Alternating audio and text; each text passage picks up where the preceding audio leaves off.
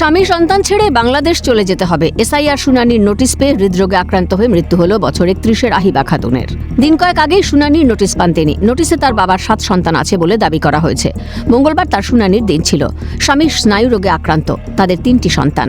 Notice পাওয়ার পর থেকেই দুশ্চিন্তায় ছিলেন। কাগজপত্র দেখাতে না পারলে সংসার পরিবার ছেড়ে বাংলাদেশে তাকে পাঠিয়ে দেওয়া হবে এই আশঙ্কায়। নথিপত্র জোগাড় করতে সোমবার বাপের বাড়ি যান তিনি, কিন্তু সেখানে শুধুমাত্র আধার কার্ড ছাড়া কিছুই পাননি। বাড়ি ফিরে এসে অসুস্থ হয়ে পড়েন তিনি।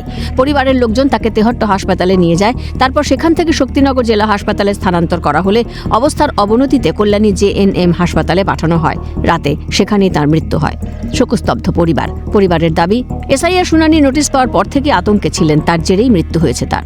কাগজপত্র ডকুমেন্টস পাইনি, মানে দিয়ে আতঙ্কে যে আমাকে বাংলাদেশে পাঠাবে নাকি পাঠাবে, সেই আতঙ্কের ভয়ে উনি মানে মারা যান।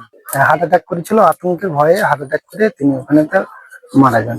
এসআর তো মূল কারণ তো হচ্ছে এসআইআর আতঙ্কে। এইবার আমরা যখন পাড়া প্রতিবেশী সবাই যখন এই ডকুমেন্টসের জন্য এদিক ওদিক ছোটাছুটি করছি, আমরা ডকুমেন্ট জোগাড় করছি, আজকে হিয়ারিং আসছে তার জন্য, কিন্তু সেই কারণে যখন উনি ডকুমেন্টস পাননি, ওনার ডকুমেন্টসে কিছু ত্রুটি ছিল, তার জন্য উনি বাড়িতে এসে আতঙ্ক।